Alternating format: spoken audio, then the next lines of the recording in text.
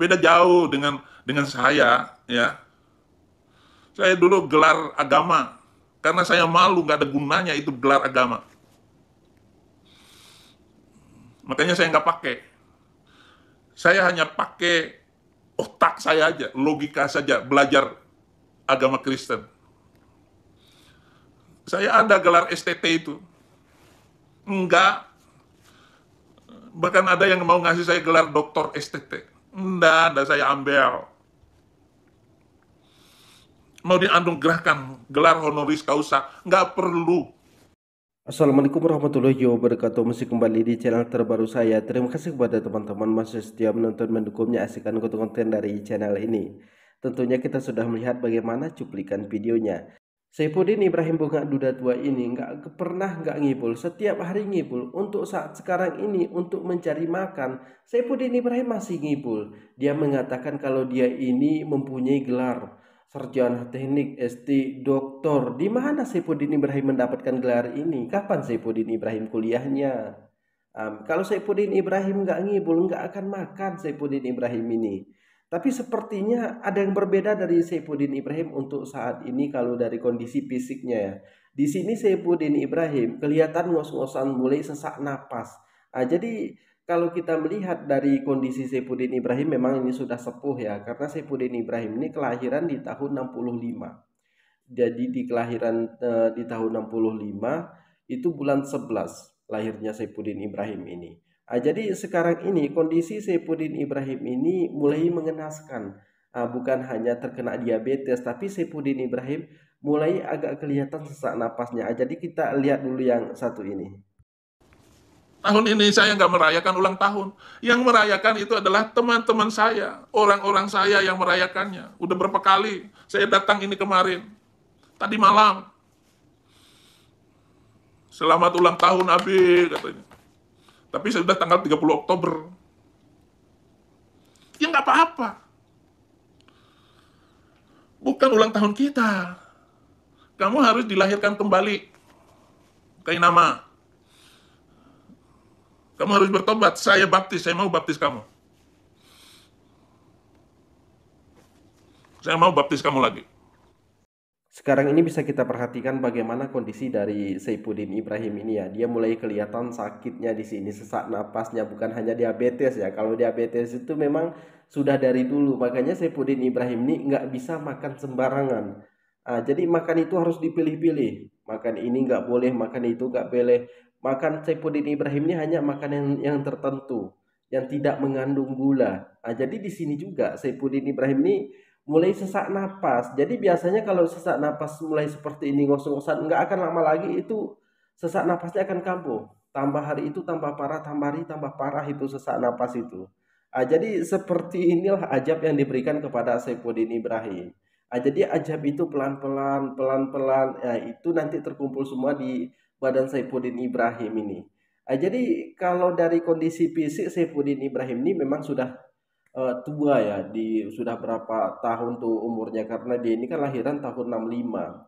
Sekarang Saifuddin Ibrahim ini mulai ngos-ngosan ini.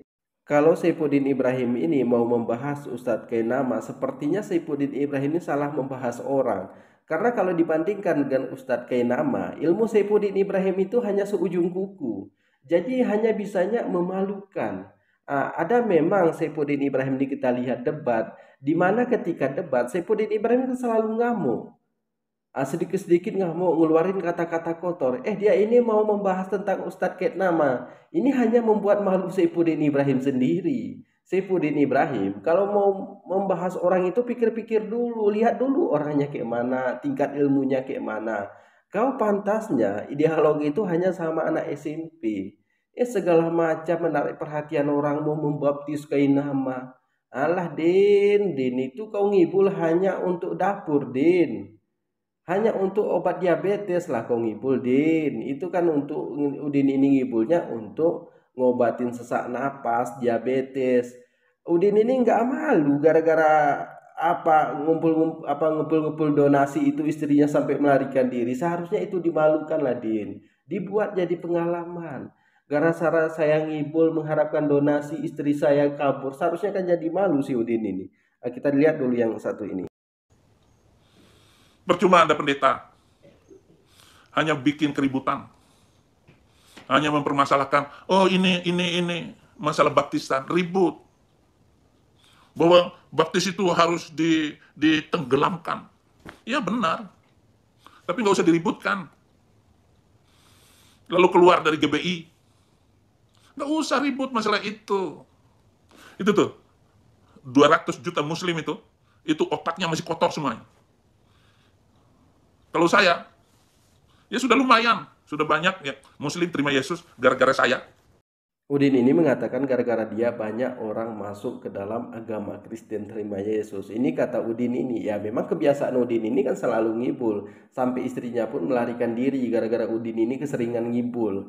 Jadi mana ada orang murtad gara-gara Udin? Justru orang mualaf gara-gara Udin banyak. Kenapa? Karena si Udin ini kan selalu mencaci maki, memfitnah. Jadi jemaat si Udin ini menelusuri apakah benar yang dikatakan oleh Saifuddin Ibrahim atau tidak. Setelah mereka telusuri, mereka tidak menemukan apa yang dikatakan oleh Saifuddin Ibrahim. Oh ternyata ini hanya fitnahan belaka. Akhirnya mereka tertarik untuk belajar Al-Quran. Rumusnya, orang mualaf itu menggunakan otaknya, tidak bisa tidak. Orang mualaf itu menggunakan otaknya. Tapi rumusnya orang murtad itu cuma sejengkal antara perut dan kemaluan. Kalau sudah cocok dua-duanya, maka dibuat lagi rumus palsu. Mereka mengatakan nanti mereka ini akan melihat bertemu dengan Yesus, melihat Yesus di atas Ka'bah. Tapi mereka sebagian ini yang mengatakan bertemu dengan Yesus di atas Ka'bah tidak pernah naik haji dan umroh, tidak pernah ke tanah Arab. Bagaimana bisa bertemu dengan Yesus di atas Ka'bah? Ada juga mengatakan orang murtad, Yesus itu datang ke rumahnya ngedor-ngedor pintunya. Ada juga bermimpi dengan Yesus. 99% alasan orang murtad itu bermimpi dan bertemu dengan Yesus. Tidak ada satupun yang kita lihat orang murtad itu karena kebenaran. Kebenaran di dalam Injil tidak pernah kita lihat dan tidak pernah kita dengar. Mereka ini selalu mengatakan bermimpi dan bertemu dengan Yesus. Tapi kalau orang mualaf itu menggunakan akalnya. Rumusnya orang mualaf itu tidak bisa tidak, dia menggunakan akalnya menemukan kebenaran di dalam Al-Quran. Jadi kepada teman-teman mungkin cukup sekian. Jangan lupa dukung channel ini dengan cara tekan tombol subscribe-nya, bunyikan tanda loncengnya, dan silahkan di share videonya. Assalamualaikum warahmatullahi wabarakatuh.